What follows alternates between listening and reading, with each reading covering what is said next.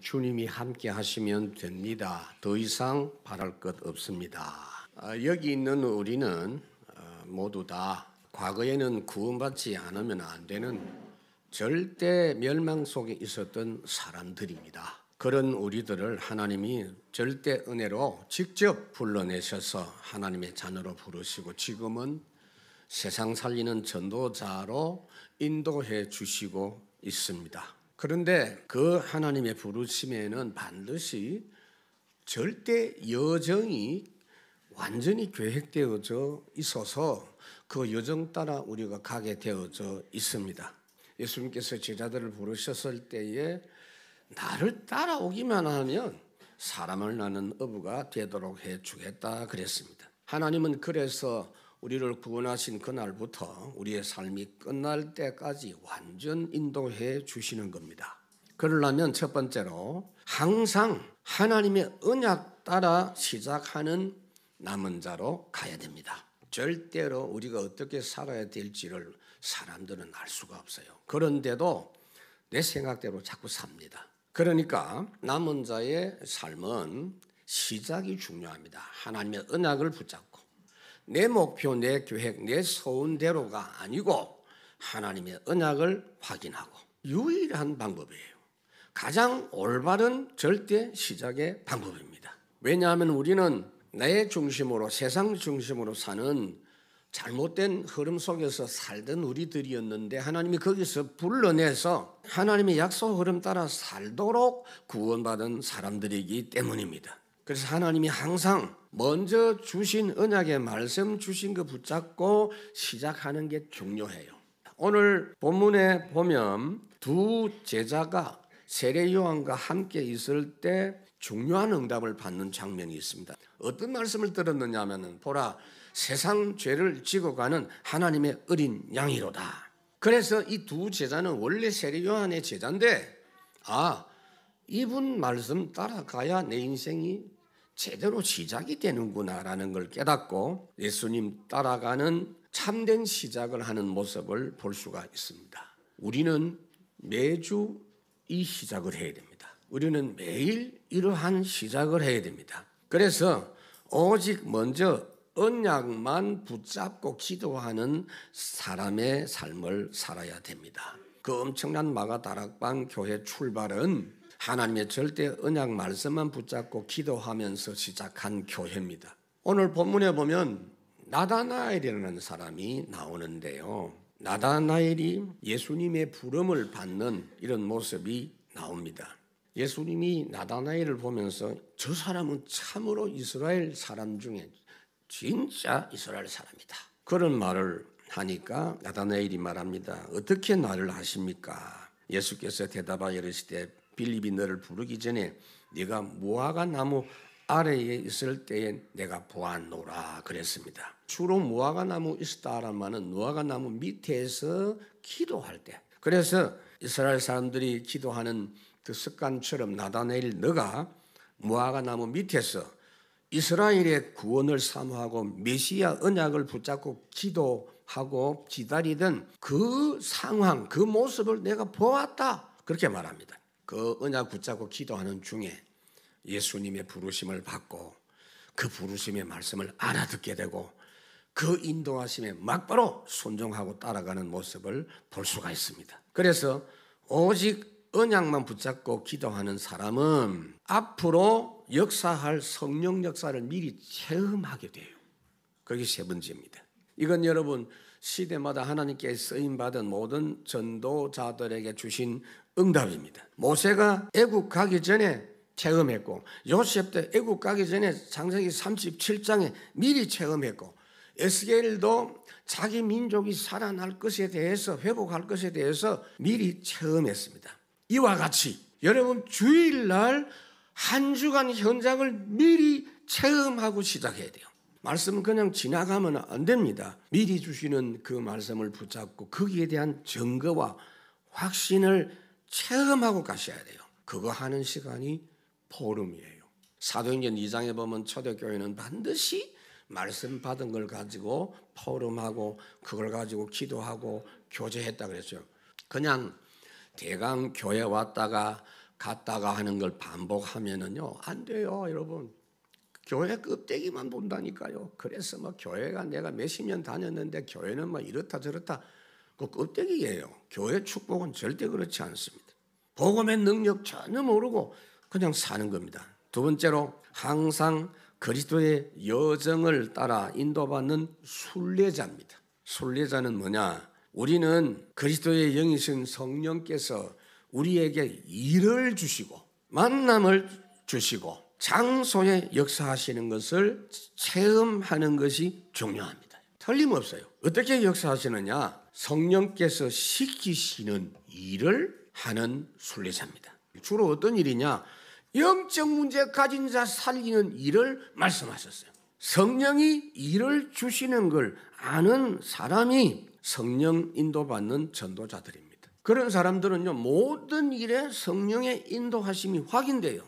빌립이 사도행전 8장에 보면 성령이 이르시되, 39절에 보면 주의 영이 이끌어 가신다. 바울 팀들이 전도할 때 사도행전 16장에 보면 성령이, 7절에 예수의 영이, 10절에 하나님의 영이 일을 알게 하십니다. 여러분이 성령이 찝어주시는 일 하시기 바랍니다. 그 일과 함께 주시는 응답이 뭐냐? 만남이에요. 성령께서 준비하신 만남을 누리는 순례자입니다. 우리 인생 전체를 좌우하는 응답이 만남인데요, 만남 중에 주님 만난 이 만남은 모든 것이 다 보장된 만남이에요. 그런데 여러분들이 인생 살아가면서 반드시 주님을 3번 만나야 돼요. 날마다 만나야 되지만 첫 번째 만남은 주님을 나의 구세주로 영접하는 것. 영접하는 자 곧 하나님의 자녀가 되는 권세를 주셨다 그랬죠. 그 다음에 주님을 모셔야 되는 부분이 뭐냐? 주인으로, 나의 왕으로 모시는 거예요. 마태복음 11장에 수고하고 무거운 짐진 자들아 다 내게로 오라. 내가 너를 편히 쉬게 할 것이고 내 가르치는 대로 살면 쉽고 가볍고 확실하다. 내가 내 인생을 살 때는 피곤하고 힘들고 어려운 인생인데 내 모든 인생 주권을 하나님께 맡겨버리는 것. 그게 두 번째 만남. 그리고 세 번째가 뭐냐? 주님의 제자로 살아가는 만남입니다. 나를 따라오너라. 내가 너로 사람을 낳는 어부가 되게 하리라.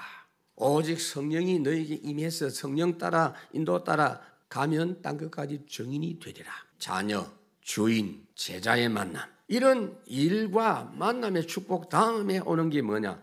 장소 축복입니다. 성령께서 역사하시는 장소 누리는 순례자입니다. 우리가 복음을 누리고 선포되는 그 장소에는 하나님 나라 축복과 보좌의 축복이 반드시 임합니다, 여러분. 사마리아에 내려가서 빌립이 그리스도를 전하고 복음을 전했는데 그 성에 큰 기쁨이 있더라 그랬어요. 복음이 선포되고 계속 말씀 운동이 일어나는 데는 성령이 역사하고 그 장소는 확확 달라져요. 어두움의 현장에 빛이 비치기 때문에 완전히 바뀌어요. 완전히 성령의 역사로 장소가 축복을 받는, 지역이 축복을 받는, 반드시 이 역사가 따라오게 돼 있어요. 성령의 역사, 보좌 축복의 역사, 천사가 항상 심부름하는 역사. 시편 103편에 다윗이 그걸 체험했잖아요. 말씀이 선포될 때, 말씀을 믿을 때, 말씀이 성취되는 모든 현장 과정 속에 천사가 수종들게 되어져 있습니다. 그리고 오늘 본문에 예수님이 지나가시는 그 장소와 그 지역과 복음받은 그 장소가 축복을 받게 된 것이다 그 말이에요. 오늘 세 번째 말씀, 이렇게 남은 자, 순례자의 응답을 받는 자는 반드시 하나님이 항상 붙여주신 현장 누리는 정복자가 돼요. 여러분 손에 붙여준 건 정복된 겁니다. 하나님이 역사하시는 현장은 다른 사람들의 눈에 보이도록, 불신자 눈에도 보이도록 현장에 하나님의 증거가 나타나요.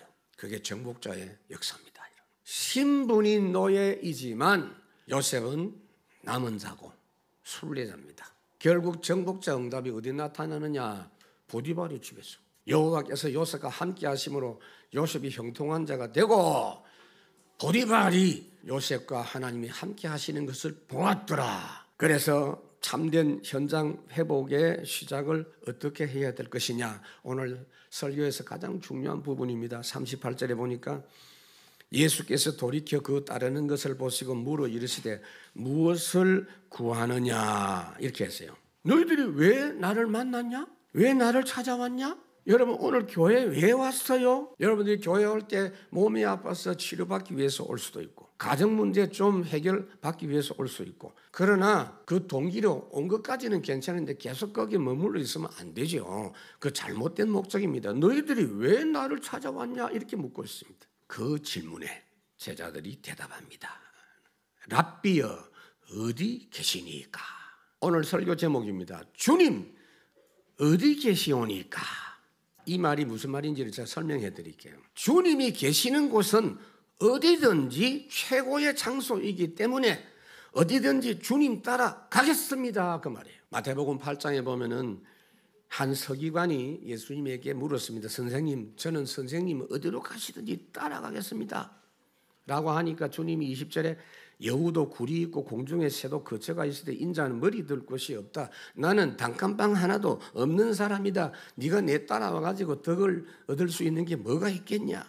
그런데 지금 이 제자들의 마음은요. 주님, 우리가 다른 거 원하는 거 아닙니다. 우리는 주님을 원합니다. 주님을 모시기를 원합니다. 사실은요. 주님 속에 모든 거 다 있거든요. 그리스도 안에 없는 것이 없거든요. 그 속에 아닌 건 전부 가짜요.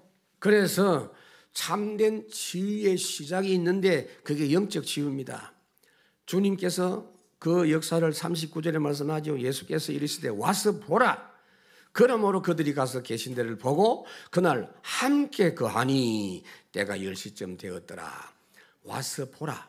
함께 가자. 함께 있자. 하나님의 말씀을 받는 순간에 함께 하시는 역사가 회복이 되고 그 현장이 치유되는 역사가 시작이 되는 줄로 믿습니다. 여러분.